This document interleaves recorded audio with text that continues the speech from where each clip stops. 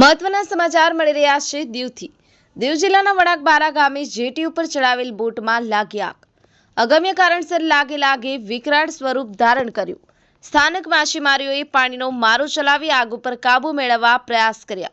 Diu fire વિભાગને જાણ કરતા અડધો કલાક બાદ ઘટના સ્થળે પહોંચી પિયુષ જીવ કોટિયા નામના વ્યક્તિની હનુમાન પ્રસાદ બોટ રિપેરિંગ કામ માટે જેટી ઉપર ચડાવેલ હતી। હાલ ફાયર વિભાગ ઘટના સ્થળે પહોંચી આગ ઉપર કાબુ મેળવ્યો। સદનસીબે કોઈ જાનહાનિ નહીં, બોટમાં થયું લાખોનું નુકસાન। વોઇસ ઓફ ગીર ન્યૂઝ સાથે રાકેશ દવે, ઉના। આપની આસપાસ ગામોમાં બનતી ઘટનાના સમાચાર જાણવા અમારી વોઇસ ઓફ ગીર ન્યૂઝ ચેનલને લાઇક કરો, શેર કરો અને સબસ્ક્રાઇબ કરો।